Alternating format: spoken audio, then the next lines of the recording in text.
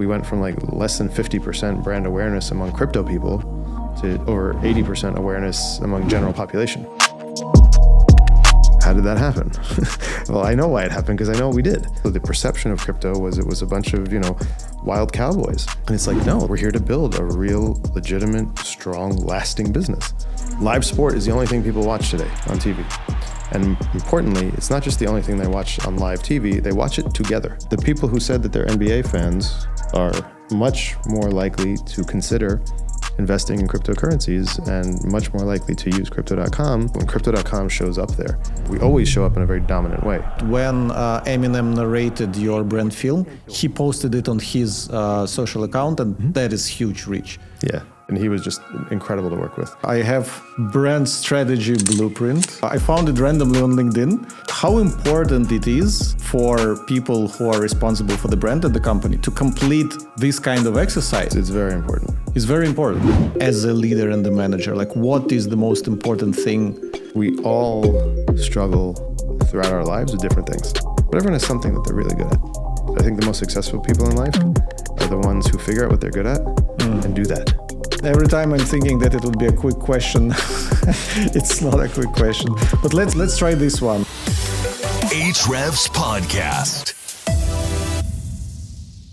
So, as I was doing my research, watching your previous interviews, checking out what you guys did in terms of marketing, it occurred to me that you, and I'll use the term signed off, not necessarily spent, because some of these contracts are stretching in time, around $1 billion in marketing spend. So the Crypto.com arena alone, as reported, is $700 million.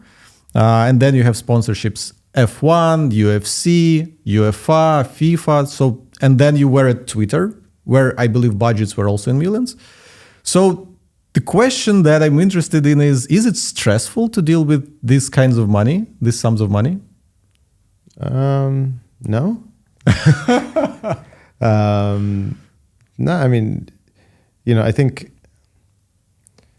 when you think about what we're doing, we're an early business in an early stage business in an early stages of an industry.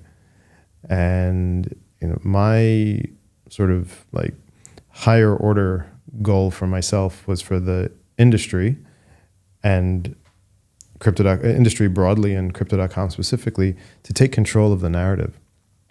So before I joined Crypto.com, largely my critique of the industry was that the industry didn't own the narrative. It was also my critique when I was at Twitter that Twitter hadn't owned its own narrative. And it came from a world of Silicon Valley startups that it was like a build it and they'll come. It's not just that there wasn't marketing. They didn't believe in marketing. Fundamentally at the leadership level, they were like, we don't need marketing. We just need to make an interesting product. And I think for technology solutions, that can be the case where, just build a great product and people will use it and the proof is in the pudding, right? If you're solving a problem, if your product actually solves a problem, people will use it. And that was sort of the mentality there. And so one of the reasons that social platforms in general have struggled, and still to this day, right? Facebook or Meta, but really Facebook is only recently, through Mark Zuckerberg, taking control of the narrative, right? And they really have been understanding that. So to control the narrative, you need to spend large sums of money. Is that what you're saying? No. So if we take a step back, there's an element of controlling the narrative, which means, controlling narrative means how do I express myself and what I want people to know and think about me, and frame it, and not just hope that I'll do what I'm doing, and that the press and others will then understand me and what I'm doing and communicate that to the world. No, they use their own biases or their own perspective, and they frame it like that. And so we had to start by taking control of our own narrative, which started by building a brand.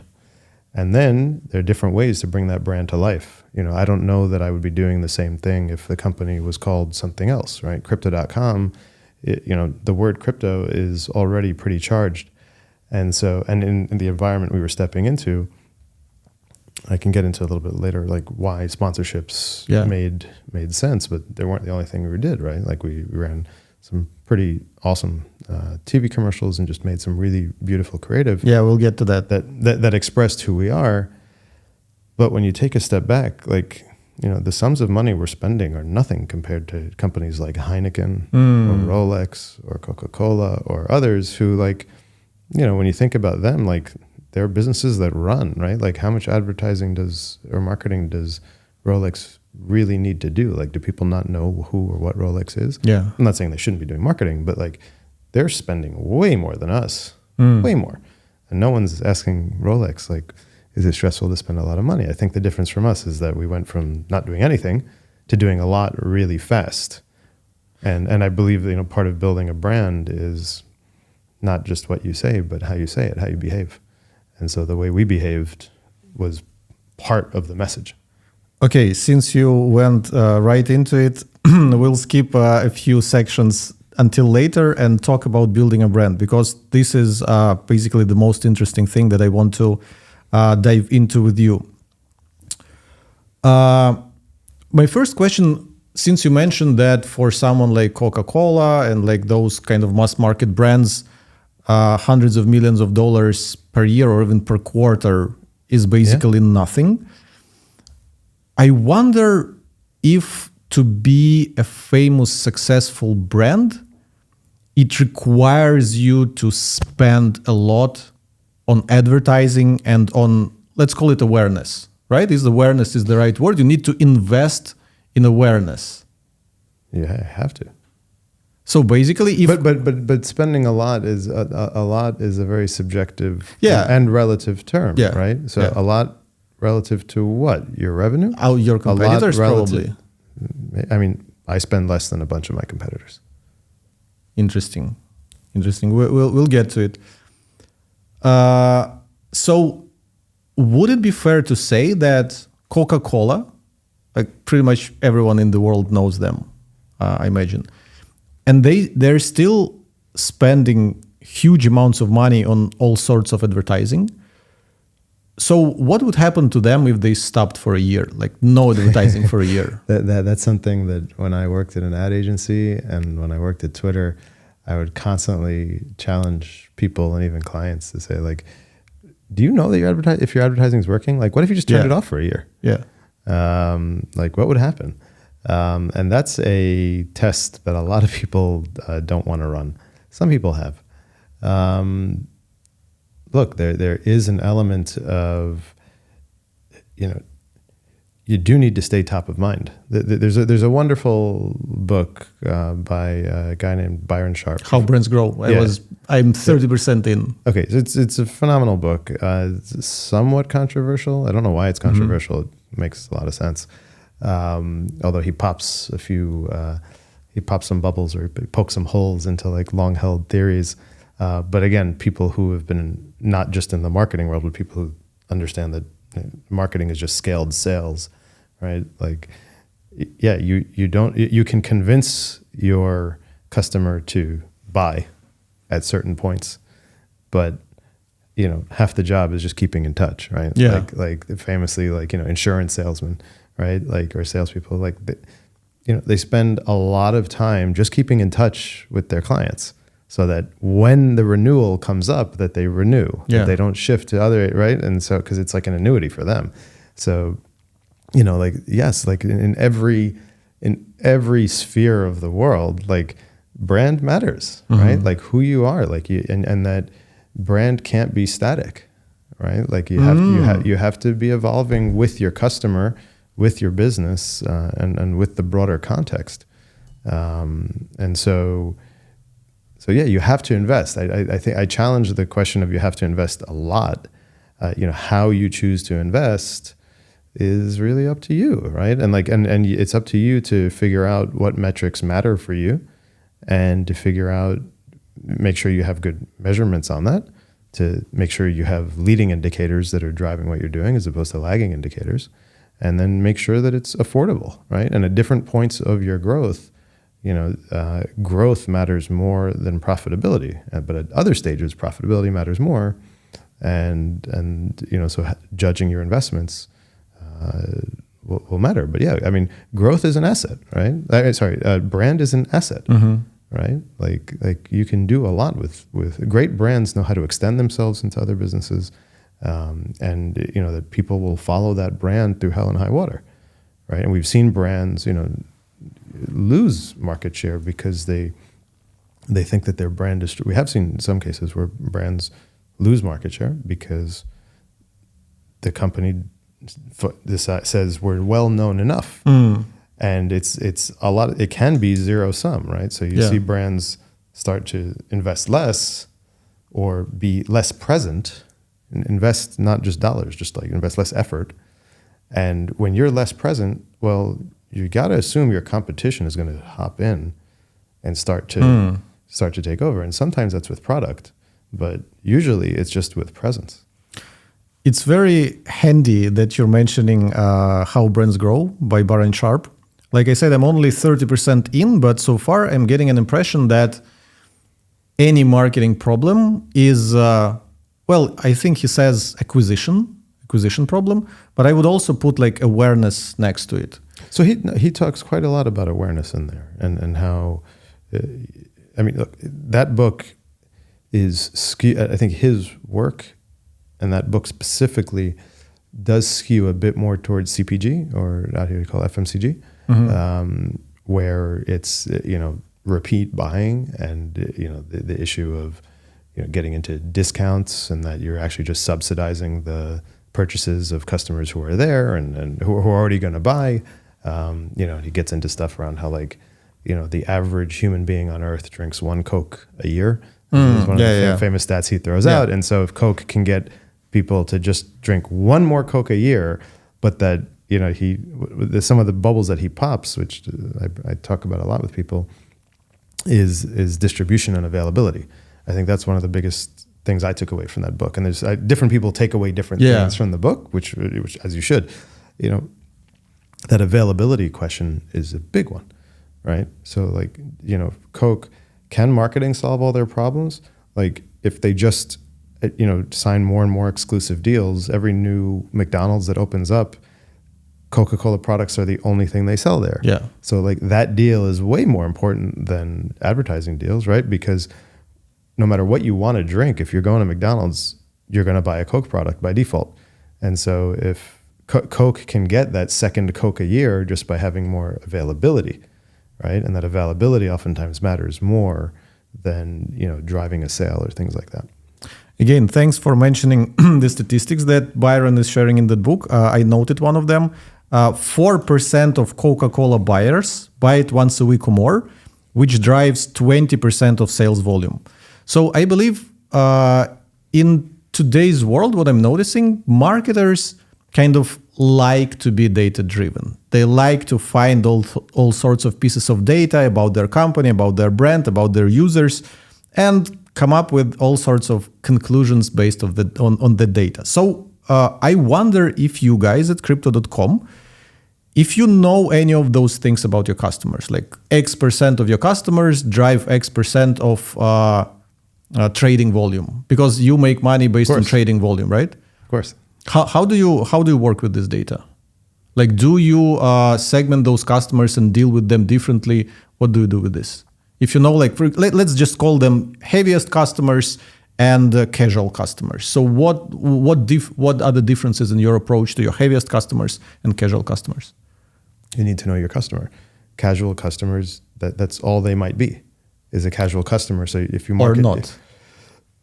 Well, again, you segment and you're constantly testing and learning. So a casual customer might be somebody who is nominally interested.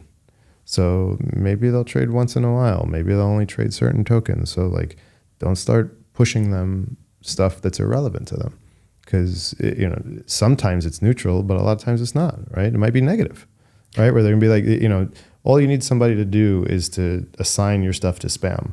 Or now Gmail's getting smart, and the faster you delete stuff without opening it, they start to think, oh, maybe this is spam, and then Gmail starts to move it into other folders or deprioritize it for you. Or Gmail, or other mail networks will start to say, oh, you're a sender who lots of people don't like, so we're gonna, throttle your send, or in multiple other channels, right? So you need to know your customer, and you're almost like in a dialogue with these algorithms as much as you are with the end customer to make sure that the right messages and the relevant messages reach them. And to your point, they might not be casual customers yet, right? And so how do you constantly run tests? And this is where data people come into play, where a lot of marketers don't understand data, so they don't understand what a relevant sample size is, right? Sometimes I think it's way bigger than it needs to be. Do you have a data analytics team for marketing department? Yes, we have data people who help us look at the data, but I also really expect today that marketing people understand data. Because again, the argument that Byron was making in the book, because like I said, so far I get an impression that he tries to solve every problem with acquisition and awareness. And he's making a point that today's casual customers are tomorrow's heavy customers. So treating them differently might not be necessarily a good idea. I mean, I would say that it should be very difficult to come to that conclusion that today's casual customer is tomorrow's heavy customer if 20% of your revenue come from 4% of your customers, right? Like, unless all that 4% dies tomorrow and then you need another cohort to fill their shoes, those numbers are probably not going to shift. And for most, I haven't incurred many businesses that for whom an extreme version of Pareto rule doesn't exist. For most businesses, you have a small group of people who really, really, really love your product. And no matter what, they will never leave your product. Then you have a big group of people who kind of like your product. And if it's there, they'll take it. But, we've seen this with Nike, right? Like, Nike went through this crazy strategy of trying to go direct. Yeah. I think a lot of, I was talking about this with a few people like 2 years ago. If you looked at, I happen to travel a lot, and was talking with a few people about how you notice that you don't see Nike as much in the stores. Yeah. And you saw Adidas opening up more and more Adidas shops, whereas Nike was pushing to go online. And that, Nike was hoping to do better margins and have a more direct relationship with the customer. But ultimately, availability matters, right? Like Byron's book was shaking in my head as we were talking about it, like as early as 2 years ago, where it's like, something's not right here, because I'm seeing Adidas everywhere, right? And so the Foot Lockers and the JD and all of those stores, at the end of the day, yeah, some people buy shoes online, but not most. And, you need new shoes, you're going out, or someone tells you, why are you still wearing those shoes? Those are dirty or ugly or old or whatever. You're going to go to the mall and you're going to go to the shoe store and you're going to buy what's on the shelf. Yeah. And if Nike's not on that shelf, you're not buying it, right? And ultimately you're going to be like, I don't see Nike. Wow, there's a big display for Adidas. Oh, they're cool, I should buy them, right? And so that's your casual, yeah, I'm a Nike guy, but all right, I'll rotate Adidas into my shoe collection. Okay.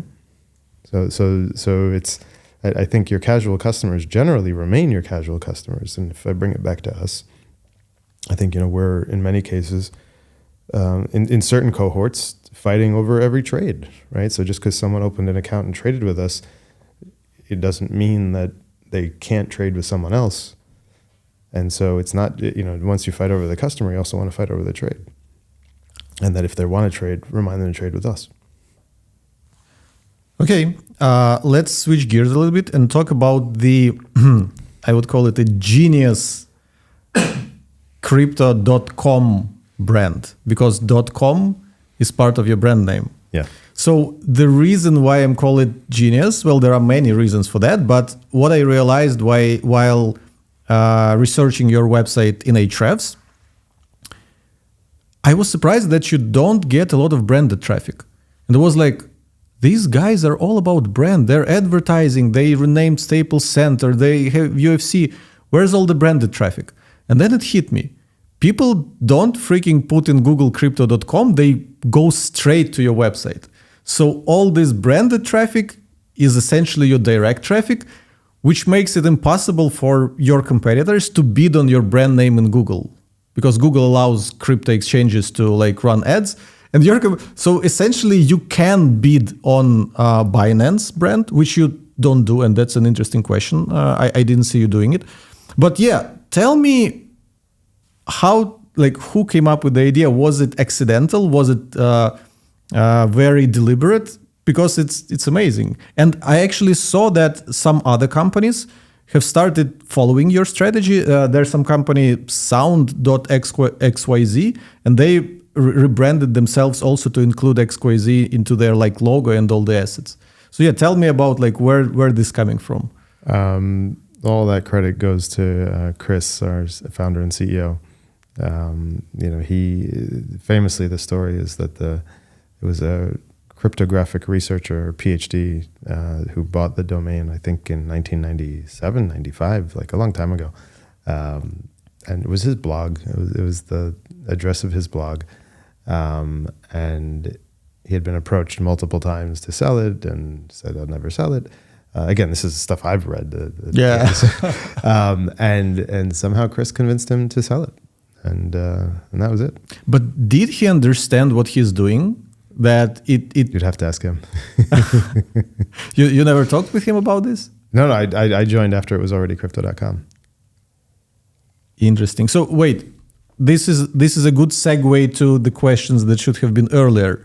So tell me about how you joined the company. How does one become CMO of crypto.com? Because I believe by the time you joined, they were already doing pretty well. But you, like with the marketing you did, you guys reached another level. But still, how have you become the CMO of crypto.com? Sure. I had just I was wrapping up a role at a startup that I had joined at the seed stage, and we had raised a bit of money, and it was we'd gone through a Series B fundraising, and it started out as a B2C company, ended up needing to pivot more to B2B, and so it was less interesting to me. And through that experience, I also learned, I was working with a first-time founder, and I'd realized that my experience was more suited to companies ready to do bigger things with bigger budgets. And I also sort of developed an opinion that you shouldn't build a brand too early, unless you're in a commodity business where the brand is what you're selling. What were they looking for in the CMO role? And what kind of, like, how did you fit into what they're looking for? What were the most important? So I guess that my circuitous way of answering that question, I can't speak exactly for what they were looking for. I guess me, but I could tell you what I was looking for, which is a company that wasn't too early stage, but not too late stage, a company that had found product market fit, where you have a strong feature set with a strong user base that's ready to explode, where you now know who you are, you know who your customer is, and now it's about really communicating who you are to everyone else. With someone who wasn't a first-time founder, for me that was important, someone who knows the hardships and who's been through it, and that's what I found at Crypto.com. And then I think to your direct question, I think they were looking for somebody who understood marketing from a wide variety of streams. So, I had a lot of experience in social. I had experience in out of home. I was a TV producer for many years. I worked platform side. I worked agency side. So I had basically seen every side of the business. And I think there was an element of needing somebody with a diverse background who also had experience working at startups where, things can change on a dime, right? Where there is no, this is how we do it because this is how we've done it, right? Where there are no bureaucrats in the company. There's no one who's just like, oh, they've been doing this for a long time. Like, we're all figuring it out as we go.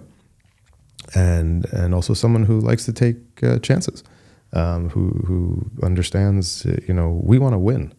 And to win, you have to play hard. You have to be aggressive. And that's what I found, and I think that's what they found in me. And then together from there, building the brand was a pretty straightforward.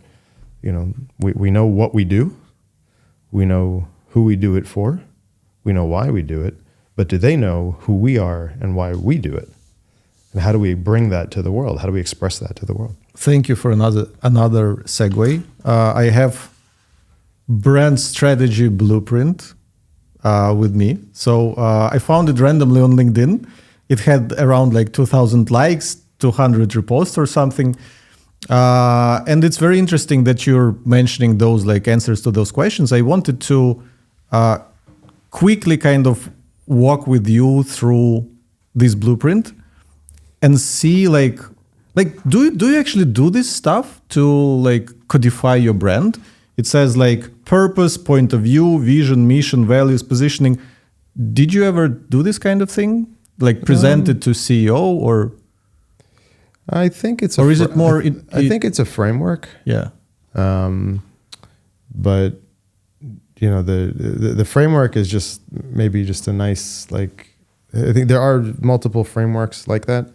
I think you don't want to lean on it too hard. So it's more kind of intuitive. You understand which pieces you need to have a coherent brand. The brand is your soul, right? Like I oftentimes say, like in the simplest way, the brand is, you know, if you were a person, if this company was a person, like how would they dress, right? And you don't wear the same thing every day. So like, you know, where do they go? How do they enter those places? How do they dress for those occasions, right? Like, do they go to disco parties or do they go to, you know, heavy metal things or underground parties or do they go to dinner parties, you know? And then how do they dress when they go to those things? How do they introduce themselves? How do they walk into the room? How do they work the room? You know, are you shy? Do you stay in the corner and wait for people to come talk to you? Are you very forward? Are you the life of the party? Are you somebody that contributes? Like, these are the attributes of what a brand is. And so, you know, in the same way that you might do it for yourself or have somebody, you know, give you some perspective on like, hey, look, if you're going to that, you should dress like this. You know, brand is very similar. And it needs to be who you are as a company, genuinely, right? And the more genuine it is, the easier it is to express it. Yeah. You know, and so for us, you know, again, I was like, you know, it can't be a veneer that we put on top. It needs to come from the bottom. And then our job in marketing is to express that. Okay, let me ask a more direct question. How important it is for people who are responsible for the brand at the company to complete this kind of exercise? Maybe not this exactly, but this kind of exercise to make sure that their brand is developing in the right direction. How important? It's very important. It's very important. Yeah. Okay. I mean, I've never seen that one, but from what I can see, from what I glanced, like those are good questions to ask. Yeah. Okay. Let's quickly ask those questions. So, in purpose, what do you believe in, and what problem are you solving? So, we as a business, we have a line that we use. That's, you know, we're here to develop all of the tools that you need to try out crypto, to do it safely and securely with a company you can trust. But ultimately, you're making the decisions. What we're doing is here to help you drive your personal growth, right? Now, oftentimes, and the way we think about it is crypto is an alternative asset, right? And there's many reasons to come into the industry, right? You want to be part of the industry. You want to build a company that runs on a blockchain. You want to build a blockchain. You need a way to access liquidity. You need to bring your token and your platform to a lot of people. We're a platform for you to do that. You might want to participate by buying those tokens to then engage with them. Well, we're a gateway for that. How do you buy it? You need to be able to exchange dollars or euros or another currency. We're a platform that can help you do that. And then what you do with it, if you make money, for example, is to fund the rest of your life, right? I've met people, I go to conferences and stuff, and I've met people who tell me, hey, I put my kids through college because I invested in cryptocurrencies. I love hearing stories. And he's like, and your company helped me do that when no other company could, or I trusted your company and it worked out. That's a very long answer. That's how we think about it in terms of where I can't give you the exact strategy, so I don't want to. So this is why I'm asking, like, how important is it to go through those exercises? Because I feel you didn't do it. I feel you just naturally feel what your brand is about. No. okay, there's an element of truth to what you said. Okay. In that we know. I actually want to just throw this shit away, and you're not letting me by saying it's useful. If you give me the sheet, I mean, like, look, why are you doing this? You do need, not every brand would say the same thing that we're saying, right? And even getting down to the words, and like when we landed on Fortune Favors the Brave, it came from doing this work, right? So there's this concept in marketing that I think David Ogilvy said, which is like, give me the freedom of a tight brief, right? Which, or and put another way, like, sharpen the target and I will hit it. The blurrier the target is, the harder it is for me to hit it. And so what exercises like this do is force you to go through a process of saying, what do I want to do? What do I want to say? Who do I want to say it to? Right? So for us, for example, you could say, oh, crypto's for everybody. Sure. But in 2020, when we were working on this exercise, well, crypto was for people who, at the end of the day, the line Fortune Favors the Brave would appeal to. Right? There's a lot of people who at the time, crypto, I didn't feel that we as an industry had yet owned our narrative, right? And so the narrative that was out there was that crypto is for illicit stuff and for bad people. And, you were being told actively, by, the voices out there, don't use crypto. Crypto's bad. And so, I wanted to put an honest statement out there that would attract people who can say that is the number of times I heard this, and we said internally, I was like, I want people to say that's my anthem, even if they're not interested in trading crypto yet. That there was a crypto company with a clear point of view on the world and a clear point of view on ourselves, right? So Fortune Favors the Brave had sort of two audiences, and this was one of the hard parts for us in terms of developing and expressing the brand, was how do we at once speak to people who've been in the industry on this side of the chasm, and then speak to the people who will be in the industry on that side of the chasm. That's a very hard needle to thread. And, when we landed on Fortune Favors the Brave, that was really it. It was an acknowledgement of those who've put in the time and effort in the industry, that they were brave, they were taking a chance, they were following their own path. And for everyone else who's going to come in the industry, they know that, like, if you're somebody who you have a vision, you have an idea that following the crowd and doing everything everyone else does feels riskier than doing your own thing, well, then we're the brand, we're the business for you. And when you're ready, we're here for you, right? And so we start having a sharper, but to get to that, you need to go through exercises like these to sharpen who you want to talk to and what you want to say to them, and be sure that you can deliver on that promise, right? You can't give empty promises. Let me give you a bit of context why I want you to be very specific with this kind of exercise and framework. You said there are many frameworks like that. I'll come around to this. I completely agree with you. But I'm personally at the stage where I am CMO at a software company.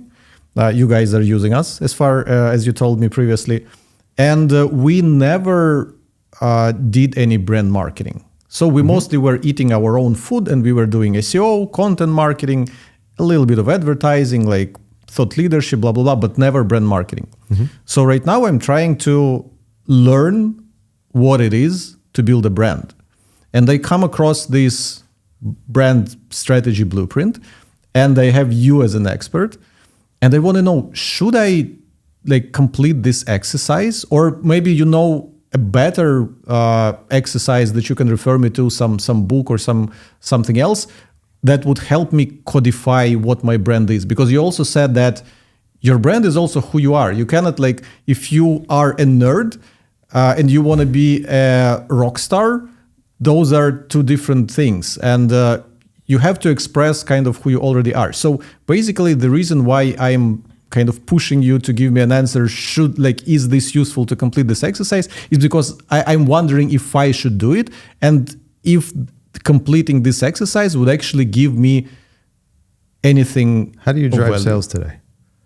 They are mostly self-serve. People find us SEO, content marketing, and word of mouth, of course. So people We have tens of thousands of paying customers. They are happy customers. They talk about us. They bring other people. You have no salespeople on the team?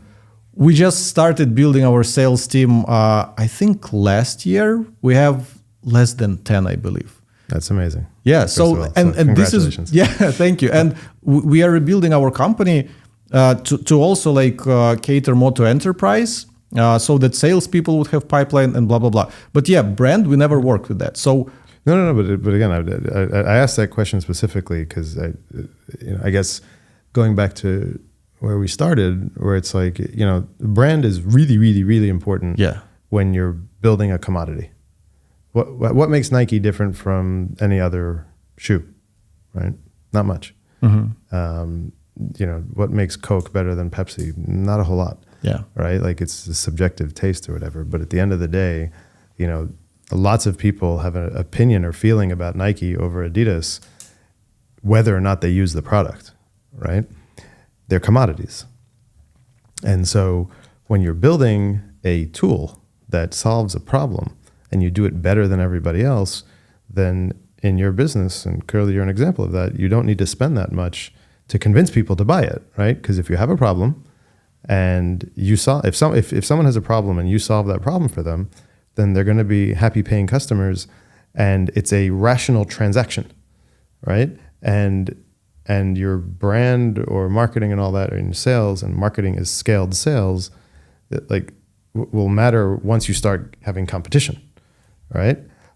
Or when you've maxed out the world of customers who are seeking out where the problem they have is painful enough that they don't need to be marketed to. They're looking for a solution, and you've optimized how they can find you, and they just find you, and you made your funnel super easy, and so that's great. But now it sounds like you're moving into a new stage where you're bringing on salespeople, where you want to go after enterprises, where there is a sales funnel there, where you can't just no one at enterprise is just going to look online, click on it, and start buying it. Yeah. You need to take them through something. And so the reason I asked about, how do you sell your product or how you train your sales team is your brand is how you're going to train your sales team, right? Like, how do you want them to behave? Do they respond right away, right? Are they always available 24/7 for your customers? Or, in their email out of office, it's like, I'm on vacation, don't call me, right? It's not in the exercise. No, you'll get to there though, yeah. Right? Because in here, it's like, what are one of the questions here? But there's nothing about salespeople and their availability. There should be. I mean, I think about it. Lots of people ask me about building brands, and I was talking with someone recently, and I was like, "Look, your brand is who you are, and your salespeople are going to express that." Yeah. Right. Like, what type of salespeople do you want to hire? Right? Do you want to hire people who are very nerdy and are very detailed, and then more engineers who, when they engage with your customer wants somebody like that? Well, then you're going to have more of a nerdy brand, right? And if you want to, be a brand that does away with all of the technical part of what your product does is, there is no technical issues here. Well, then you don't want salespeople who are technical. You want people who are just like, don't worry about all that stuff. Like, our product, I'm not a tech person and I could use this, right? Like all our customers, they're not tech people, right? Like, you want to figure out who you are and express that, right? And so in the same way that you're going to think about, what is my sales process, and who are my salespeople, and what are they saying, and how are they behaving, and how do we onboard people? That is your brand, right? And so you should go through one of these processes and figure out who you are and how you want to express that.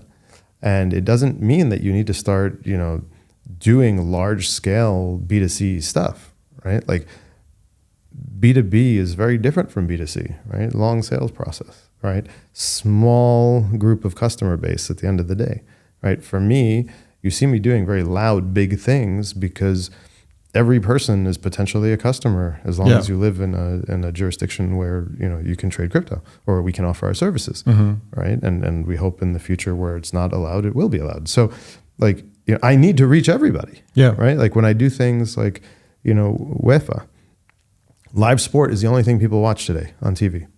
And importantly, it's not just the only thing they watch on live TV, they watch it together. It is a communal experience. And so when I can be there in an exclusive way, where I'm the only crypto platform there, where I can be there and put my name, crypto.com, and going back to your point earlier about .com, I remember when I got here, a few people were like, that's so 90s. Like why is a company called .com? You guys should drop that. And it's like, okay, thanks. When you're the CMO, you can do that. Yeah. I'm not doing that. Like the CTA is right there. Like what I do, where to go get it, what to do, what I'm about, it's all there, right? And, for us, for example, a big element was the industry, because of the innovators and early adopters, was very, counterculture, right? The industry was very appealing to that group of people because that's the early base. But at a certain point, you want to show that you've matured and grown up. And so it was very important to me to show the world that there is a grown-up company here, right? Because also the perception of crypto was it was a bunch of, wild cowboys. And it's like, no, like look at the people who run this company, like people who've come from, large law firms and other, big banks and people who've run companies. We've built businesses before. And we're here to build a real, legitimate, strong, lasting business.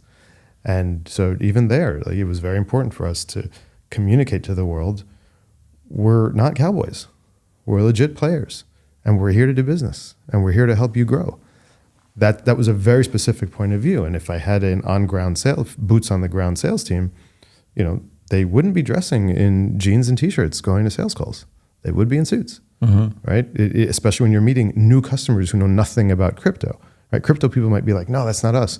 Yeah, okay, but I'm focusing on introducing the rest of the world to crypto and communicating to them that we are a safe place, that we're a legit business, and that you're not going to put your money at risk. I often tell this story where my grandmother, she was born in Baghdad in 1925, and she passed away at the ripe age of 92, and she still had money under her bed, under her mattress, right? And now you contrast that with me, where I would regularly say to her, like, why do you have money under your bed? And she did not trust the banks, right? Whereas me, I was like, the least safe place for my money is under my bed. I grew up in New York City. Like, my apartment's been broken into before. Like, I know people who've gotten mugged and all that. Like, no, like the safest place for your money is in the bank. But in her mind, the bank was not a safe place to keep your money, right? Because she grew up at a time when banks were not safe, where there was no FDIC insurance and things like that. And when you think about banks and how they communicated who they were and what they did, it was through the physical structure. Now, banks a long time ago were built with very big, thick columns and dark granite and stuff, right? What were they communicating? This is a safe place, big metal bars on the, insane metal bars on the windows. Outside, they were communicating, we are safe. The bad guys aren't going to get your money here. And when you go inside, today they're wedding halls, right? But they're beautiful, opulent places, because what did they communicate once you went inside? Wealthy people keep their money here. This is a place that people who have money come to, right? And so for everybody else, it was like, they were trying to convince them, this is a safe place to keep your money. Today, what do banks look like? They take the best corner locations and they put glass windows all around. Why? Because they want you to come in. Because the challenge isn't to get you to deposit your money anymore. It's to buy other services from them. Yeah. And banks are considered mean, right? Why are you charging me so much interest? Why won't you give me that loan? And so they want to put a nice, happy face and be inviting and say, come inside. Banks surmounted the problem that we have today, or that we had, and they're still working to get over, which is, hey, don't be scared. This is I can't speak for the rest of the industry, but I know we as Crypto.com are a safe place for you. That we are going to give you everything you need, and we're going to do everything that we can to be a safe platform for you to trade and to get exposure to this industry. And so that was job one. But again, a process like this helped us sort of nail that and get agreement. Sometimes just doing this and putting it on paper and sharing it with the leadership is to say, this is what we're about, right? Because all of us need to do this, right? Marketing is the biggest expression of it. But customer service, how are they behaving? Right? How are they addressing people? Right? You can go right down the line. There's so many places. Point. Yeah. So it's pervasive. And so that's what I was saying, as a B2B company, you should still go through this because this will guide even how your salespeople behave. Yeah. Right? understanding who your customer is, right? Like this process of saying, how do we want to behave? Who do we want to be? It's not in a vacuum. It's relative to who you're going after and what they need and what they think of you and the competition and the industry. And so similarly, this is a process to say to your sales team, who are you going after, right? So like if your target customer is the CMO, then, and you have an idea of like, oh, well, CMOs are a bit high level. And so we need to present this in a simple way, because once the CMO says yes, the SEO manager will just buy our product because the CMO told him to. Yeah. And so if that's your sales strategy, then, and your sales team is going to do that, well, then your whole brand strategy revolves around how do I address the CMOs? And then your SEO will change like that, right? And then your landing pages will speak to that, right? Yeah. And even when you're marketing to the SEO manager, you're going to be telling them, here's what you can tell your CMO, right? Because you've decided, or your market assessment is the CMO is the customer. They're the decision maker. I need to go after them. I need to speak to the SEO manager or the SEO leader, but only to help me get to I need to give them material so that they can give it to the CMO who can then make a decision, right? So whereas another strategy could say, no. The CMO just needs to sign off on it. Maybe I'll just do some brand at some conferences so CMOs know we exist. So when the SEO manager gives them the bill to sign off on, the CMO doesn't say, who's this company? What is this? Yeah. The CMO says, oh, I know that company, sure. Right? So like and then you're going to approach the SEO manager probably in a more technical, numbers driven, like I'm going to help you achieve your goals, right? As opposed to the CMO who just knows I need that done and there's someone on my team who deals with it. This is probably the company I should work with. Different strategies, well, depending on how you size up the market. And you might get that wrong, and or you might say my competitor owns the CMO space. My way in is through the SEO manager. SEO managers hate the product that all the CMOs are buying. Yeah. And I'm going to go, right? Like there's different strategies. In my mind, it all starts from your business strategy. And then that informs what your brand is. And then your brand just reinforces that. I really like the word that you mentioned there, commodity. And correct me if I understood you correctly, if I didn't understand you correctly, but what you said is that when you are solving a specific problem, which kind of no one else is solving, then customers are coming to you for solving this problem. When you're solving something that a lot of other companies are solving, this is when brand makes sense. And for example, if I ask you to name a brand in email marketing space, what would you say? Their name is escaping me. I want to say Hootsuite, but no, that's not what I'm thinking of. Something from the jungle, maybe. Yeah. MailChimp? MailChimp is what I'm thinking of. Yeah, yes. Exactly. This is. I feel that even in like the tech space, in SaaS, software as a service, at first, like there are those like trailblazers, companies that are inventing kind of new solution, maybe to a new problem, maybe to an existing problem, but then copycats appear. And at a certain point, the playing field starts leveling out. So it doesn't matter that much if you use this solution or that solution. There are some pros and cons here. There are some pros and cons there. And I feel this is where it gets very hard to compete on kind of product and features. Telling, we have like this better, we have that better. This is the crossing the chasm. In the early stages where you have a small TAM, your TAM is small, it's just product and feature because you haven't built it. It's not done yet. You're still, right? And at a certain point, you have enough features, right? And the price is right? And you figure out the pricing. And then, the copycats, they're by definition building a commodity. There's nothing different. They just see, that's working. I can build one just like that. Well, why would you choose them over them? Well, brand. That's it. Right? I mean, even like Elon Musk, like okay, I won't even get into the controversy of how people feel about Elon Musk. I think he's doing amazing things for humanity. I'll put it at that, with the good and the bad. I hear people sometimes say, Elon Musk doesn't ever use marketing.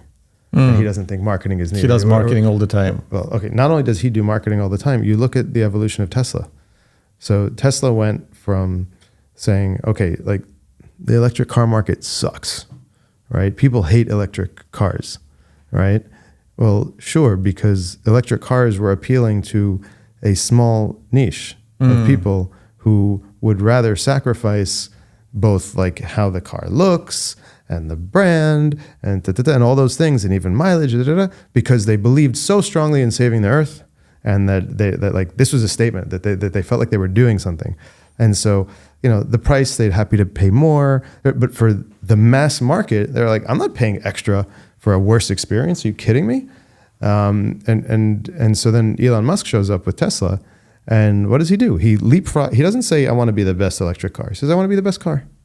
So it's not a commodity, right? It's not Tesla versus like other cars. He made a unique value proposition of the most fun to drive, right? And when Teslas came out, like insane mode, right? Like you push a button and boom, right? Like I've been in those cars where you go like this, right? And then they had dash cam videos that people would share about. And it was like, no one could compete. It was a beautiful looking car and it did things that no other car did. And you didn't need to market that because you just solved a problem where you were not a commodity. It wasn't another car, right? And it wasn't marketed towards save the earth people. It was marketed to car people. If you're a car guy, you want this car. Yeah. Right? You're the coolest guy on the planet if you own one of these cars. Okay, great. Fast forward to today where, here in Singapore, I see BYDs everywhere. In markets where they're allowed to sell them, like BYD is a fraction of the price of Teslas. And the number of people I know who are choosing BYD or other electric cars that are coming on the market now, because they're like, I want a Tesla, but that's just so much cheaper, right? And like at a certain point, it's becoming a commodity. And if Tesla's going to compete and be successful in the long term, they will absolutely have to start marketing and doing strong brand marketing to reinforce why you would pick this, 4 wheels with a battery and a cool car on top versus the other one, unless they come up with some technology innovation that leapfrogs, right? Like if they get FSD fully working properly, that's safe to use better than everybody else's. And if you ask me, the entire Tesla network is one big AI training tool, but that's a separate discussion. Yeah. To add to that, I also think that the statement that Elon Musk doesn't do marketing is completely silly. And my favorite piece of marketing from him is the video where Cybertruck wins Porsche 911 while towing another 911.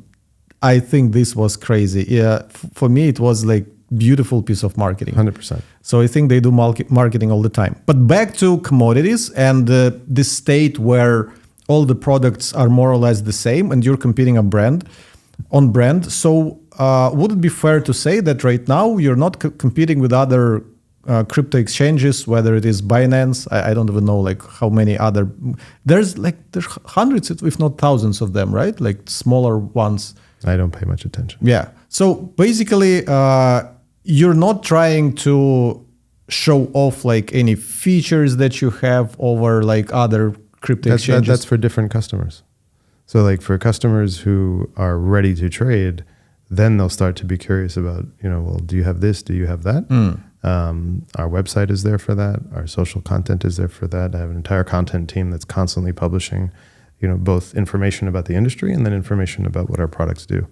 And then we also market to those people differently, right? So like brand is very much, I want you to know who I am. I want you to know what I stand for. I want you to, if it makes sense, that you can have an affinity towards me, right? That's like, that brand gets me. That brand is something that I want to be part of that tribe. I want to be part of the people who connect to that. That's me, right? And when I'm ready, I'll go for that. Or even down, and it's about influencing many people, right? Because people don't make a decision in a vacuum, right? So going back to what I was saying before about live sport, and that it's a communal experience, people watch it together. People watch live sport together. And so when Crypto.com shows up there and we show up, we always show up in a very dominant way. I don't do like sleeve patches for random, football teams. I don't do like little logos in little places. Like if we do it, we show, because that's part of our brand. It's how we behave. We are a leader. We lead the industry. And so as a result, you're not just watching it by yourself. Your friends are watching it. So maybe in your friend group, someone is into crypto. Well, boom, seeing us there is an opportunity to start talking about it. Like, wow, can you believe crypto's like appearing here? Or wow, that Crypto.com, I see them all, I hear this all the time. I see them everywhere. Like, yeah, all right. Part of being everywhere is, okay, we have the ability to be everywhere. That's a brand statement, right? More than just, so it's not about what I say, it's about how I behave. Then you have things like influencers, right? So maybe it's an opportunity for you to say, I'm thinking about, trying to get into crypto. Well, you're there with friends already watching the game. And then someone, it's an opportunity for someone to say, are you crazy? Or someone to say, I wouldn't use crypto, but if I did, that's probably the company I'd go with, right? Or we have, ever since we started our brand efforts, completely changed the face of recruiting, where, we had trouble, getting people to consider working at a crypto company in 2020, 2019, whereas today, we don't even have to post jobs. We have people constantly reaching out saying, are you hiring for this, for that? I'll never forget someone, I've had a few different people come to me and say, when they join, they'll just send me a Slack and be like, hey, just want you to know, like all the marketing and stuff you guys do. I've been working in the crypto industry for several years. And when I got this job at crypto.com, it was the first time my parents knew the company and were proud of where I was going to work.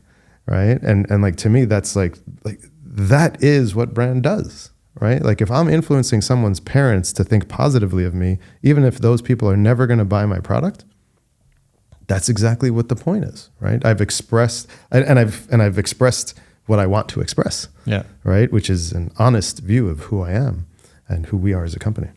So back from the overarching kind of battle of brands and battle for kind of awareness, availability, and those things, and down to kind of competing on features, functionality, and all the sorts of things.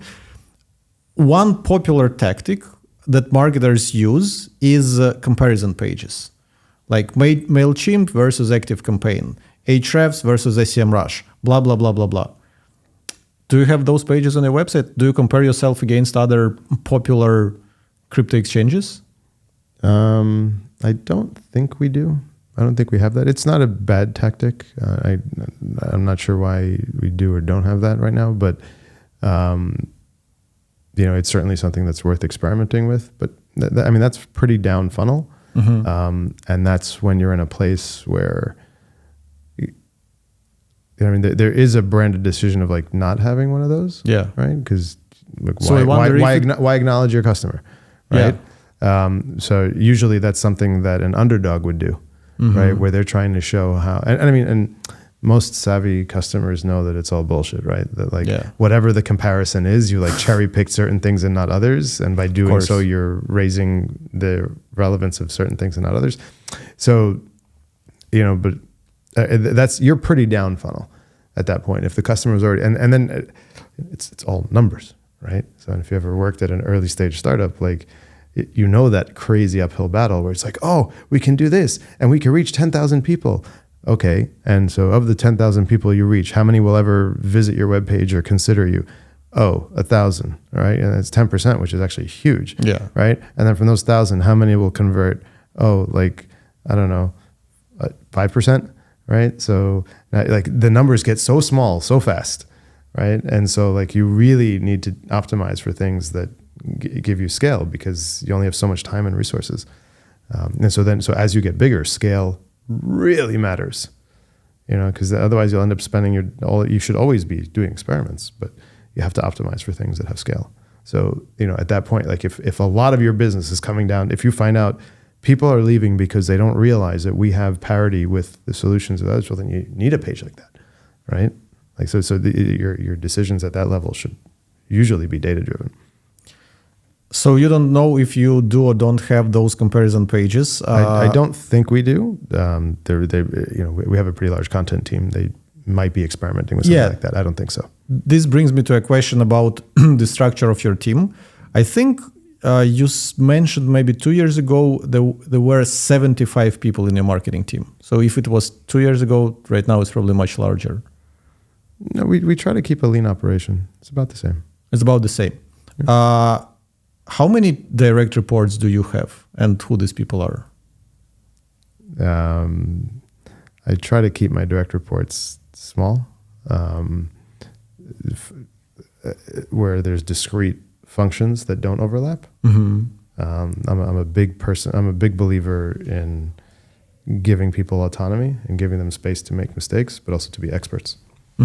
Right. So that sometimes I talk about like, the lower in the rungs you are, the more you need to focus on today, right? And then you need somebody a little bit senior to worry about this week or this month. And then even more senior, you need to worry about this quarter and next quarter, right? And if you have those layers where people are running at pace at those levels, then the people who need to execute today can execute today. The people who need to think about the near term have the space and focus to think about that. And the people who need to think about the long term and prepare everybody in line so that when that day 2 months from now shows up, the people who are dealing with that day are prepared to attack it, right? And that early enough, you've given them the adjustment of like, hey, this is coming, right? And certain things, execution requires execution, right? Like they need to be super clear on what's expected of them and what they're trying to do. And they need other people to assess, well, what do we do next? And that requires thinking time, right? So you try to organize your team like that and make people accountable so that they can come and say, here's what's going on, here's what we want to do about it. And then people thinking further out are saying, okay, well, will doing those things in a month from now help us achieve our goals in 3 months from now? So that's generally how the team is stratified. And again, I try to keep my direct reports as few as possible so that I have good conversations and I can go deep with people rather than needing to spread myself thin and talk to lots of people at the same time. So we're talking about like 3 people, 5 people? In direct reports, I have 4. 4. And you said you have a large content team. So what are other kind of teams within your marketing department? So content team is run by some head of content, something like that. I know what other teams do you have, like partnerships, brand team, like how does it look like? Just top level So view. we have a creative team who their job is to defend the brand constantly and to evolve it. So to defend it means, a lot of times, once brand is made, once it's very clear, it should not change, right? Like I was talking with somebody and they're like, a brand is doing the same thing over and over for 25 years. Like at a certain point, kind of. I mean, it does need to evolve with the time, but people get familiar with it and get to know it because it's consistent, right? And so defending it means, especially early, like a brand like us, some people might want to adjust it like this or take it in this, and it's like, no, this is what we do, right? And to really reinforce that and look for opportunities to reinforce where we are. So there's a brand creative team. I really believe in keeping it in-house, and almost all of our functions are in-house because we can't outsource this stuff. Like no one's going to care about it more than us. So the creative team in-house with lots of various capabilities, partnerships team, who, we have a lot of partners around the world. And that, once you sign the contract, there is a lot of work in delivering the value and making sure that you're getting the value, and there's opportunities that pop up and things you were banking on that don't happen, and then coordination. And so there's a lot of work to make these partnerships happen. And I think our team does an incredible job, even of like connecting the dots. So we're partners with AFL. We're one of the league partners in Australia. And, there was this really cool activation where the partnership team, and it's a small team so that they are looking over everything at once. So they're like, oh, what if we did something with the Crypto.com arena with AFL in Australia? And so then they spoke with the league and they were like, hey, what if we did this thing where someone can kick the footy through the goal, and then, if they can do it, then, or like, I don't know the details of how they did it, but, then the winner will get to go to the Crypto.com arena and then be in our suite. And it like made national news because the story of like the kid who did it was awesome, and like, it was all captured on like national TV, and, it was this kind of thing where it could have been just a small sideshow, but the fact that like someone from Australia was going to fly to LA to go see a Lakers game and sit in the big suite and all of that, like it made it a bigger thing that if our team hadn't actively sat with all of the partners and said, hey, and the partners love it too, right? Because, their job is to deliver excitement around their property. But when we can bring even more excitement and connect the dots, right? We have one of the best portfolios in the world, I think, of partnerships, and at the right level and where we fit in, we're a leading partner for most of them. So the ability for them to even get more exposure through work we're doing or things that we can bring to the table. So that the partnerships team is every day in, day out, figuring out how we can do that around the world, and also serve our user base, right? And reach new people, and again, show them who we are. And we're constantly introducing ourselves to people, or reintroducing or reinforcing who we are to people around the world. And then we have our product marketing team, where their role is to constantly be working with product to understand what do people understand about our product, what do they not, what new products are we rolling out, how do we communicate with people. There's a lot of compliance-related communications that we need to do around things that are happening in different markets. So that's a pretty technical and tedious. Tedious in the sense that it's very detail-oriented, and there's a lot of stakeholders, so they need to manage that. And then the content team, which also spreads into social media. We put out a lot of content. Search is a really important pillar of that.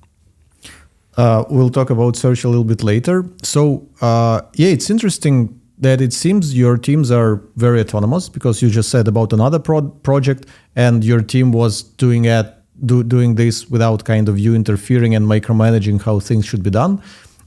This is very cool. This begs the question, where do you spend most of your time as a CMO of Crypto.com? Because judging from your LinkedIn account, it seems you're spending a lot of your time actually signing those big partnership deals. And you mentioned on one of your previous interviews that most, if not all, of these partnership deals are kind of 100-page documents with a lot of rules, requirements, terms, blah, blah, blah. So as a CMO of Crypto.com, given that you've built teams already that are autonomous and do a great job, and you have hired great leaders who you can rely on, where do you spend most of your time? So that's my role has evolved over time, right? I mean, when I got here, there were no marketers, and we really need to build the marketing function, and so that took time. And so in the beginning, I was writing social posts, right? And that was part of going back to your question earlier of what were they looking for? Certain people are I don't do that anymore, right? Yeah. But I'm a producer at heart. I like making things. I'm a maker. And so, it was hard, that transition of okay, now the team is here, they're the makers, and I can't my job is to give them direction. And like I said, in that stratification of how far you're looking out, I tend to be looking out at the next quarter, 3 and 6 months out. Sometimes a year out, and work with leadership to understand where do we want to go as a business? How do we see things shifting? What do we need to plan for? I don't want to interfere with the people executing today, because what they're doing today was decided a while ago, and it needs to have been. Now, of course, if things are changing, we don't just let it go because we decided, a month ago that on this day we're doing this. And so, intervening early enough, giving people guidance, making sure they understand if the goalpost moved, where and why, so that they can hit the target well. Right? I really believe in that, giving me the freedom of a tight brief. So a lot of my time is spent making sure that people have clarity on what's the target they're trying to hit. And the team is made up primarily of makers, of people who want to make things. And they derive a lot of joy from making things well and from maintaining a certain standard. But then also constantly trying to figure out, okay, how do we push them? Right? Okay, like we can't get complacent. So in certain teams, at a certain point, I'll look at what they're doing and I'll be like, all right, this is getting stale, right? What's next? How are we pushing it further? When the AI craze started happening, I turned the team and I'm like, I want to see you 10x the output in certain teams. And they were like, what are you talking about? It's not possible. And I was like, it wasn't possible a month ago. Come back and show me that you're not able to do it with the tools out there. And they're like, well, how should we do it? And I was like, my job is not to tell you how to do it. I was like, here's the goal, and I want to meet next week and see how you're progressing towards that goal. And so then, I try to give them ambitious goals, but also give them the space of hey, you can figure it out. Because when, that feeling of figuring it out is actually incredible. It's very hard in the beginning. It's very stressful. But once you do it, you feel amazing. And so I try to do that well. You can ask them to how well I'm doing. Although I think I'm doing well. Our retention rate is really amazing, better than I've seen at a previous company. So thank you to everybody on the team who's still here. But no, I think they get a lot of joy out of it. And so then, eventually they did solve the problem, and they did 10x the output. And along the way, the check-ins were designed so that they could come and tell me what's wrong or what things to move out of the way for them. and make sure that they're working in the right way and sort of to look more like this. Now I do get really deep, like in the spot we made with Eminem. When I'm on set, the directors we worked with, like I made sure they understood, like when we're on set, I'm going to be standing right next to you, and I'm not going to be sitting in Video Village, and I'm going to have an opinion on what we shoot. And like, sure enough, like the day of the shoot, some extras showed up, and I just looked at them and I was like, "What?" I like went over to the wardrobe person and the first AD, and I'm like, "Who are these people?" And they were like, "Oh, they're the extras for this scene." And I'm like, And I was like, "Okay, change them up." And they were like, "Let's get the directors over here." And then it was like, "Hey guys, so like here's," and most of the people we've worked with have been amazing. And we're just like, "Oh, okay, I see what you want. No problem." So I get really detailed and into the weeds when it makes sense and when it's something I know I can do well. And I really stay out of it when it's something that I know it's not a core strength, and make sure that I have the right people there to do it well. So your role obviously requires a lot of management and leadership skills, like to do what you do and to manage your teams the way you manage them. Two options for you to answer the question. The first one, if you can recommend, I don't know, any books or I don't know, people to follow or whatever, where you picked up management and leadership advice, or any of the kind of key ideas or realizations you had as a leader and the manager. Like what is the most important thing or like where to go to learn this kind of skill? We all struggle throughout our lives with different things. But there are some things, everyone has something that they're good at. Sometimes some of us have more than one thing, but everyone has something that they're really good at. And throughout most of your life, you're sort of encouraged to get better at the things that you're not good at, right? But at a certain point, and that's fun, and for some people that works, but I think the most successful people in life are the ones who figure out what they're good at and do that. And so, when people are like, "Oh, can you give me feedback? Like, what can I improve on?"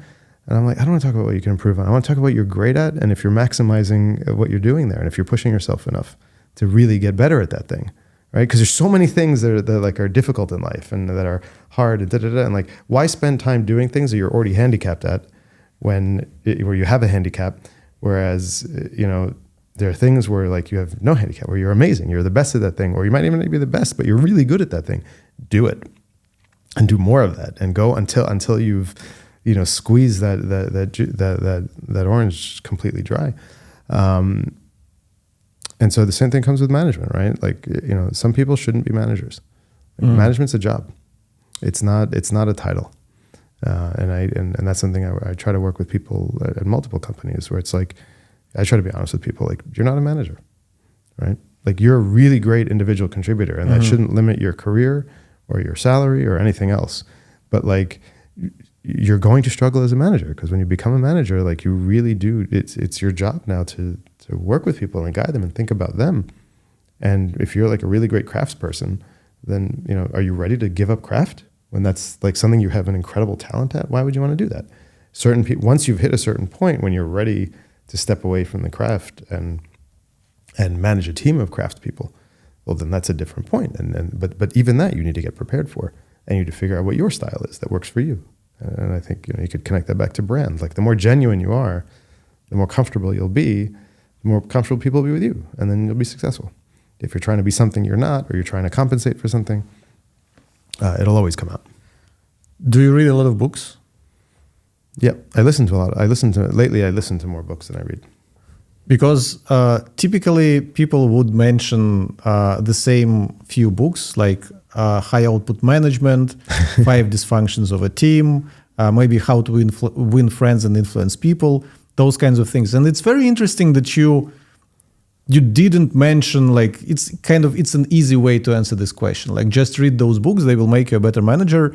But the fact that you kind of struggle to give kind of one size fits all advice, and you say that for like every person and every company and every situation, it's like a very unique and personal journey. This is very interesting. Yeah, I expected that you would just name a couple books, but I mean, and those I'll say like those are. I have read a few of those books. I remember I read How to Win Friends and Influence People. I think when I just started college. Yeah, it's Mike gave very it to old me. one. Yeah, But like I remember reading it and I was like, wow. And I had a very good friend who read it around the same time, and he was like, oh, this is just manipulation. And I was like, but if it works, and I started like trying things that like they recommend in the book, and I'm like, wow, like this stuff really works. Yeah. And so there are things in that book that I still, but again, like you sort of cherry. I think that's part of it. Like you cherry pick. I mean, I don't know. Maybe it's because I've worked in very different industries. Like I remember when I came into the digital advertising industry, and like I'd left the TV industry, film and TV industry, where you show up for a shoot and you've got this like army of people who they kind of know each other, but they don't work together every day, right? So like maybe they work together on like a project like a month ago or 2 months ago. But like you've got a lighting director and you've got gaffers and you've got camera people and first AD and second AD. You got all these people. And like they just show up and everything happens. And everything just clicks together because everybody knows their role and they know everyone else's role. Because they've all been apprenticed and they've been apprenticed by people, right? Like the process is down. Right? And it's designed to be flexible, but like everybody knows exactly what they're there to do. And I would show up, in the digital marketing world. I was like, so what does everybody do here? I found so much conversation around process because no one had yet figured out like, what's the line between an interaction designer and a designer? Like, does the interaction designer just make like boxes with X's in them and the designer colors them in? What's the role of QA? Are they only there to make sure that it does what it was meant to do? Or actually, should you put the QA person early so that they can anticipate problems because they've done so much QA that they could tell the designer, don't design the button like that because when you do, then the engineer has to do this. And so like, I went through the different phases of like building teams and then trying to build teams with people who didn't know what they needed to do and then different contexts and companies and sizes and scales. And I don't know that there's a one size fits all. The book, the book that you mentioned, High Output Management, 5 Dysfunctions. High Output Management. This is written by a guy who. What was the other book that he wrote? Like Only Paranoid Survive. I think he's from IBM or something. No. Intel. I'm forgetting his name, but like this is Andy Grove. Yeah, Andy Grove. Yeah, Holocaust survivor. Like, I mean, that man is a genius, right? Like what he was able to do. But it was specific to him, his context, the time that it was done. And so there's a lot to learn from there. But, how much, and just it's interesting. But, there are certain, and it's things that you can learn about human psychology and how people operate. But, if you, like, he wasn't managing creative people making creative things, right? He was managing process, right? And he was managing production lines. So, like, Does his context apply to you? No, and I don't think he wrote that book trying to tell everybody what to do. He was telling his story of what he did and what worked for him. And I don't know if it's going to work for you, either because you're in a different context, you're in a different time, And then there are plenty of people who you could read, like Jack Welch or Michael Eisner or Rudy Giuliani, and you go back in time and read their books when they were at their height, and you may have thought they're geniuses. And today you look back and you're like, I don't want to do what those guys did, right? Because it's not in a silo. So I'm a strong believer in you got to figure out who you are. You got to go through that journey, and then once you know who you are, then it'll be easier for you to find the resources that can help you take yourself further. But it's work, right? Like it's not like I read this book, I know what to do, I move on. It's work. It's something you have to work at every day. Every time I'm thinking that it would be a quick question, it's not a quick question. But let's try this one. This fear. I will try to. I'll try to give you quick responses. I'm really bad at that. 32 minutes left. But this fear. So this is what they call OH, out of home advertising. You recently ran an ad. You featured Bitcoin, and that was obviously your brand name, Crypto.com. Mm-hmm. So again, I know nothing about OOH, and this fear itself, like how many people does it really reach? You sponsored it for what? For a day, for a week? How long? For a week. For a week. Mm-hmm. So when they pitch you or when you come to them to advertise at the Sphere, do they even give you even some prospect? How many people are you going to reach? What's the reach? Yeah, sure. I don't have the numbers off the top of my head. We did a few months ago. Generally. No, because a lot of times I don't believe in whatever data you're given. Yeah. Because it's all whatever. The reach on the ground is going to be relatively small. Okay. But the reach online is potentially huge if you do it right. This is what I wanted to ask about. Because, we did kind of like a smaller version, much smaller version of that thing a couple of weeks ago. We did an inflatable balloon. It's a completely another story because I have a selfie battle with a guy and we print each other's photos on bigger and bigger things. So, we inflated a balloon. On one side, I had like the comeback in our selfie battle, but on the other side, I printed an ad for our conference that happens like end of October, probably already happened by the time this go out. And we took pictures of that, and now we're using this for banners. I'm using it for my LinkedIn posts. Basically, we created content to distribute online. This was my question to you, because I feel that the reach that the Sphere itself gives you as an advertising medium is very small, which you validated by saying the audience is not that big. But how did you maximize it? What did you do to So, first of all, it was what we did, right? So up until we did this, and it took a while to get it done because the Sphere, like a lot of, I think someone on LinkedIn replied to your post asking, how do you get around the rules that don't allow you to advertise, right? Yeah. So the Sphere, prior to us doing this, had a no crypto policy. And so, for us, we like to be leaders. We like to be the first at doing things, but doing things in a proper way. So we won't just go spray paint on a wall. Yeah. And so we saw the Sphere. Our 8th anniversary was coming up. And we said, wouldn't it be cool to, as part of our 8th anniversary and recognize all of our customers and users around the world, like how do we do something that the whole crypto community, whether or not you use crypto.com, would see it and be like, that's cool, right? And say like, that's just keep ourselves top of mind and do things that, it's somewhat humble, but not in the sense of like, we're not out there screaming, buy crypto, do this, that, but just, Bitcoin started it all, right? And so the Bitcoin, and we were like, let's make the biggest Bitcoin in the world. Like that's kind of cool. And that alone should get lots of attention and should get lots of people to talk about it. It did. I'll quickly interrupt you. You said a quote, viral stuff is all fake. Today, anything viral is generally paid for. That's true. Which again, and we paid for that.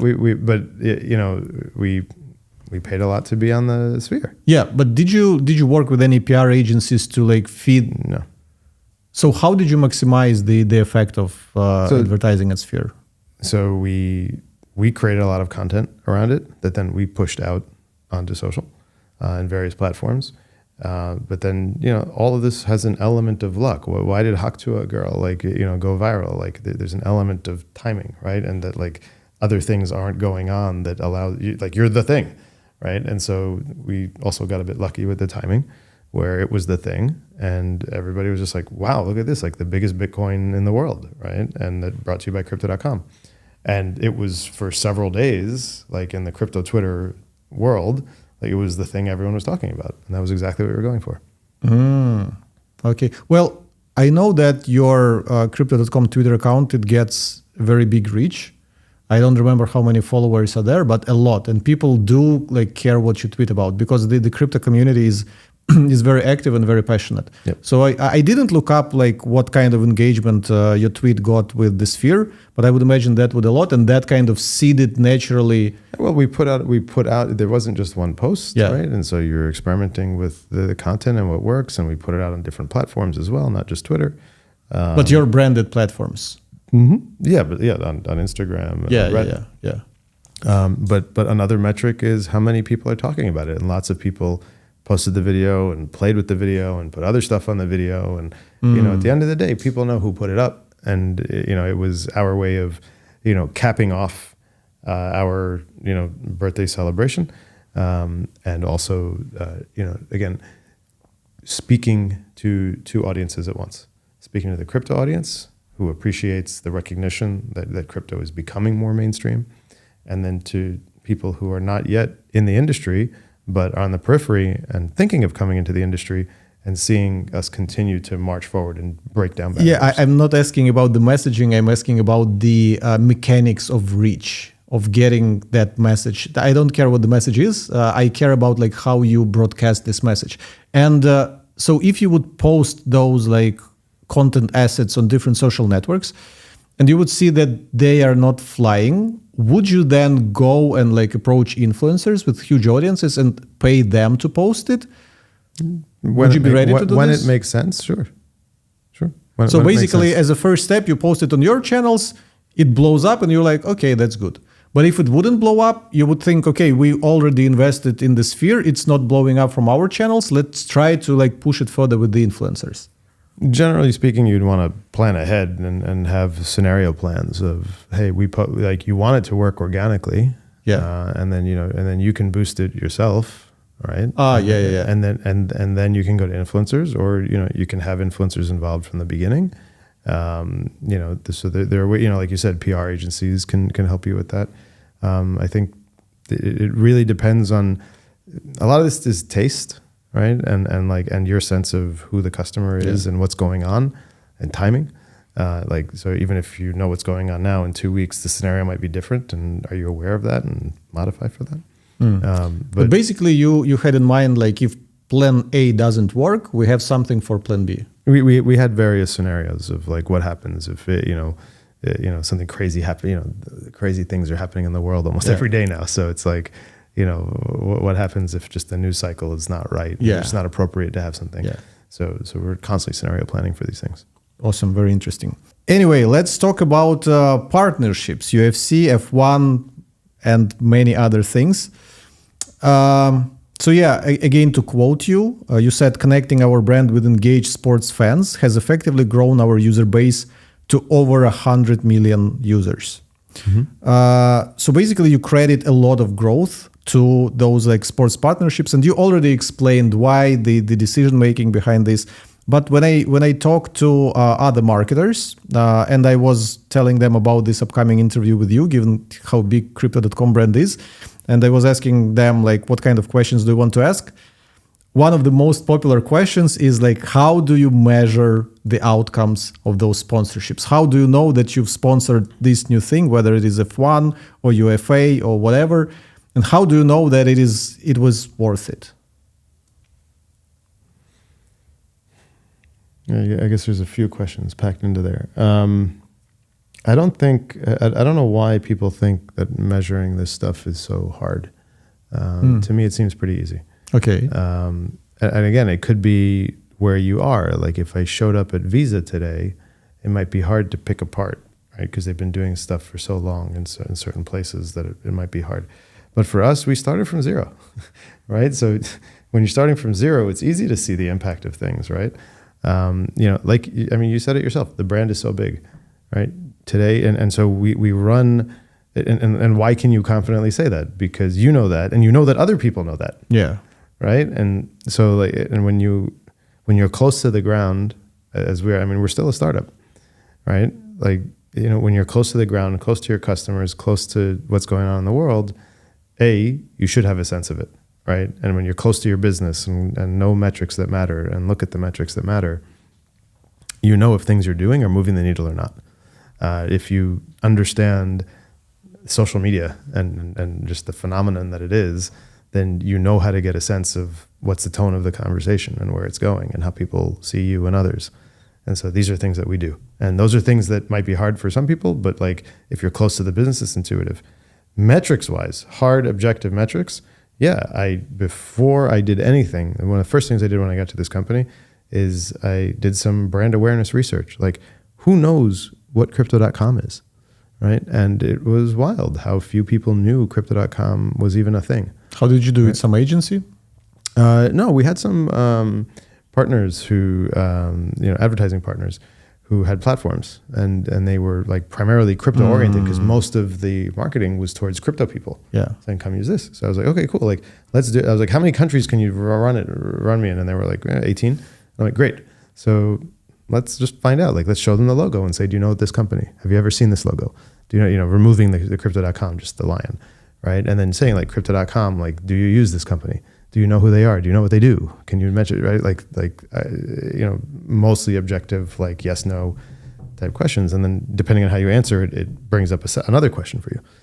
So fast forward, we went from like less than 50% brand awareness among crypto people to over 80% awareness among general population. Yeah. Right. So like, how did that happen? Well, I know why it happened because I know what we did. And then when you want to dig into specific sports, well, you know where those sports hit. You know where the viewers come from. That's available data. And so you look to see when that activity is happening. Are you seeing a bump from people in those areas, right? And are you seeing the type of customer that is attracted to that? Are you seeing them flow through? And then you also, there is a direct response, like, do they end up buying? It gives you opportunities on various platforms to target those people, right? So someone who watches UFC and sees us in every match in a big way, if I target them on Facebook, not with a UFC message, if I just say, hey, like crypto.com app, you can download it and here's how you use it. Well, their propensity to act is higher because they have any context, right? So there are things where you start to see, okay, do those cohorts perform better than others? But the easiest way to measure this stuff is you measure brand awareness on a regular basis among general population, and you put them through questions. And so if you know who we are, so now we break it out between people who know us and people who don't know us, people who trust us, people who don't trust us, people who would consider using us, people who wouldn't. And you go through that. And then at a certain point, are you a sports fan? Yes, no. Are you into NBA? Yes, no. And then when you look at it, the people who said that they're NBA fans are much more likely to consider investing in cryptocurrencies and much more likely to use crypto.com than the average person who is not an NBA fan. Okay, well, great. So it means that my crypto.com arena, the Philadelphia 76ers, right? Like it's working, right? Because NBA fans are seeing me more often. It makes sense that they would, and that like the overall communication to those people is working. And so you want to see that. Now, if there's a partnership that I have where we're not seeing people who are into that sport have an outsized preference, well, then first you want to say, well, what am I doing wrong here, right? And then how do I address that? And maybe you want to dig further. But yeah, this stuff is all incredibly measurable. So again, who does this brand awareness research for you? So that we have a third-party firm. That's all they do. So when we customize the questions and we build out the methodology with them. So for example, if Ahrefs wanted to study what's our brand awareness about marketers, everyone who identifies as a marketing professional, can we use your partner, or do they work specifically with crypto? How does this? Oh, no. There's a few agencies. I mean, our needs are global and it's general population, right? So you don't need general population. Yeah. So you would probably use more targeted, and you could probably run something like that. You have like The Economist or Wall Street Journal and others, they all offer some version of this where they can poll their readers. Right. And so you could say, okay, well, my customer is more business news oriented, whatever, blah, blah, blah. I want to know what especially if you're considering using that platform, then you want to use theirs. But because mine is so broad, I really do need general population. I need a platform that knows how to recruit people in each market, knows how to, translate the questions such that they're relevant for that market in the language that people are using, and know how to adjust for biases and a lot of things that you don't need. But for B2B firms, there are different approaches to doing that. Let's break down your famous marketing campaign, and we can actually talk about two of them, at least two of them that I know about. First is Fortune favors the brave, and second one is Inevitable. So what is a marketing campaign? It feels like the central piece of the marketing campaign is what you call, and I saw this term from you first on your LinkedIn, brand film. I didn't know how to call this thing. Apparently it's called brand film in the marketing world. So and we discussed this before. I asked you about this. How do you put that brand film in front of many people? And you said that you even air it in cinemas. So people, when they come to movies, you show them this brand film. So can you walk me through brand marketing campaigns that you've done? Like, does it always involve developing? So you develop you develop a narrative, like what you want to say. Previously, it was fortune favors the brave, and you explained already why you did that. Right now, you're pursuing a different narrative, which is inevitable. Then you create this brand film, and then you need to invest in getting that brand film out there. Is this kind of the gist of it? Yeah, you said it perfectly. Okay. Do you do any other marketing campaigns outside of showing your brand film to as many people as possible? I mean, brand campaigns are asking? Yeah. So to date, we've focused on that format because we've really been introducing our brand to people. And we felt it was important to use that format to communicate a strong story and a strong point of view on the world. But I also believe in, making it entertaining, right? And making it interesting and having an arc to the story. So we did our Super Bowl spot with LeBron, where that, again, like that was one where, I was lucky enough to meet him and his team, and I pitched them the idea, and a few days later they were like, we love it, and like, let's do it. And it was like, hey, fortune favors the brave is about believing in yourself and about like you making a decision based on what you know, and that the outside forces, there's just a lot of noise out in the world, but at the end of the day, people who we generally admire are people who follow their own path. And the pitch there was, hey, we recently introduced Fortune Favors the Brave with Matt Damon.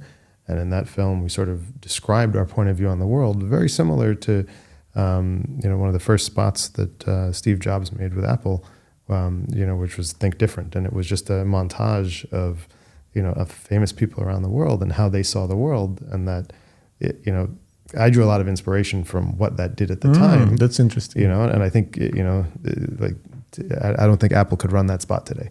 People would be like, what do you mean? Why are you using, Martin Luther King or Gandhi or da-da-da-da, right? But at the time it worked, right? And it was a way of them introducing their point of view on the world. Now, since then, every Apple ad has been a product demo. Every Apple ad is a product demo, even shot on iPhone. Yeah. Right? Yeah. They call them brand ads, but they're product demos, right? What is shot on iPhone? Look at how amazing our cameras are on our phones, right? But they do it beautifully because they understand people don't care about what kind of crystal you're using or how many megapixels or whatever. They care about, am I going to be able to capture great, beautiful shots? And here Apple very beautifully demonstrates what the product can do, and so they do it really well. But I drew a lot of inspiration from they and others of, hey, we need to introduce our point of view on the world. Why do we do what we do? Who are we? And so Matt Damon was the absolute perfect person, and we were able to tell a really nice story that spoke to crypto people and spoke to non-crypto people and gave our point of view on the world. We shot it cinematically. I wanted to put it in cinema where it was not, it was also, we were coming, it was when movie theaters were reopening after COVID or during COVID, whatever. And so, like the reaction we got was exactly what we wanted. People, the number of times we saw people post stuff on social being like, I thought this was like a preview for a new Matt Damon film, and then it's an ad by a crypto company? What is this, right? And it sparked that conversation. And so to contrast that, with LeBron, it was, okay, we need to humanize this story a bit, right? And like tell that story through somebody who went through this. And it was like, LeBron always seems like this super successful guy. Everything is easy and just da-da-da-da. But like there was a point in his life where he had to make a big decision. Do I go to the NBA? Do I become the second player ever to go straight from high school to the NBA? Or do I go to university? What do I do? And like, how did you work through that? And we know his story is that he just did what he did. And I was like, what if you can go back in time, to your 17-year-old self? What would you say to him? And like when we talked about it, it was like, what he did in the commercial we made was exactly what he would have done, which is to say, I can't tell you the future, but I could tell you to trust yourself. And then you see younger LeBron being like, and that's been memed now a bunch of times, certainly around Bronny, but even before that, like people have used that spot over and over because it perfectly captures that. We also make a bunch of films with different athletes that we work with. So like it's called under a banner called Born Brave. Mm-hmm. So they're typically 2 to 3 minute short films. We did it with Fernando Alonso from Aston Martin. We've done it with a bunch of different UFC fighters. We've done it with Joel Embiid and others, and different people from AFL. And there's this consistent theme among these people, which is, when you ask them, like, what does bravery mean to you? And they all give some version of, it's like walking through a door when you don't know what's on the other side, but you walk through with your head held high, right? And to them, like, that's how you live life, right? Like, yes, I know there's uncertainty there, and it may not all work out, but if I don't go, I'm going to give up on living the full life I know I can live. And that's how us who started this company and joined this company at different stages, it's an early company in an early industry, right? This didn't exist, several years ago. I don't know what the outcome is going to be, but I know that this is how I want to live my life. And so, those stages and those stories are us introducing ourselves to the world. We're running out of time. Quickly about distribution. Again, cinemas, running ads to those things and posting them across your own channels. TV ads. Also, what I've noticed is that when Eminem narrated your brand film, he posted it on his social account, and that is huge reach. Yeah. Anything else? A lot of people like that don't actually get reach from stuff they post. So he's an exception. And he was just incredible to work with. We do out of home sometimes when it makes sense. When we initially launched the big campaign with Matt Damon, we had out of home all over the world, and that was super impactful. Even just seeing the logo in places. What about like working with PR films to get this narrative to publications? What do you mean? Get publications? Like so that, I don't know, Bloomberg or something would write about the fact that you're launching this campaign with Matt Damon or something. I mean, you get the inbound from journalists who want to write about it, but we're not. Journalists will write what they want to write. Okay. That's not. I'm not here to shape their point of view. Okay, last topic, NFTs. So what I saw in Ahrefs, the searches for NFT, they peaked in 2022, then went down, and then they're flatlining and going down with no signs of recovery. I checked for OpenSea. Same thing, went high up around the same time, went down, never recovered. I also checked out some of the NFT projects that you've done. There was a pretty sophisticated project where you did NFTs with F1, where you were capturing the kinetic energy and creating NFTs out. There were like 57 NFTs or something. I checked them on your marketplace. They were like up to $200 a piece, and most of them were never sold. They were airdropped to people. Then you had a collection with Aston Martin, same situation. I didn't see much trading on them. You also talked in your previous interviews that Twitter is going to release the NFT authentication, where people would put NFTs as their profile pictures. I think at some point I saw it happening. It did, yeah. But most recently, I didn't see any NFTs as profile pictures. And you also promised that, not promised, but you kind of predicted that Fortnite would do something with NFTs, something like you would have an entrance of your character with some song that you kind of own rights to or something like that. And they recently started playing Fortnite with my son, so I can tell you I didn't see any NFTs in Fortnite. So, given all of that, my question to you, are NFTs dead? No. Okay, why? I think it was a first iteration. And the Fortnite example was an example of what could happen, right? Yeah. That you could own, that you could license a song that only you own, and that becomes your walkout song, for example. Yeah, but we can disconnect Fortnite. I don't think it happened in any online multiplayer No. It didn't happen. I gave that as an example of where things could go. Okay. Right? Now, in the same way that like Epic had epic battles with Apple about, rev share and how like these things are complicated, right? Like why aren't, certain things put on the blockchain that blockchain would solve the problem very easily? Well, because existing infrastructure doesn't want to see that happening. Why isn't every ticket to every concert an NFT? Could be, probably should be, right? Way more efficient. You could completely manage the whole resale market, which is crazy today, right? And make sure that the secondary sales or the scalping of tickets, that the value of that goes back to the artist as opposed to being kept by the person who's, like NFTs solve a lot of these problems. Why is it not being done? Well, because things take time.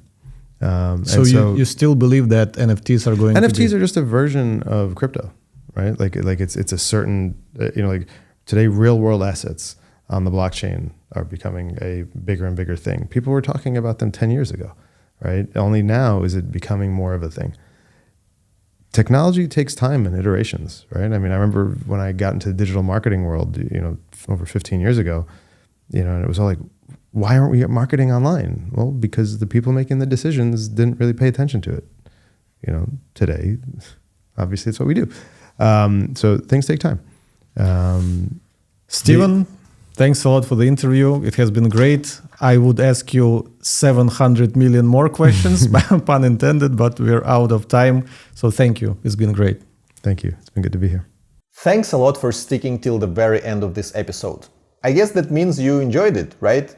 Because if you did, I have to ask you to subscribe to this YouTube channel, or maybe click the follow button if you're listening to this on Apple or Spotify. Not sure if you know this, but subscriptions and follows are the strongest signal for these platforms to show this piece of content to more people. So I would really appreciate it if you would follow and subscribe. Thanks in advance, and I'll see you in the next episode. Bye.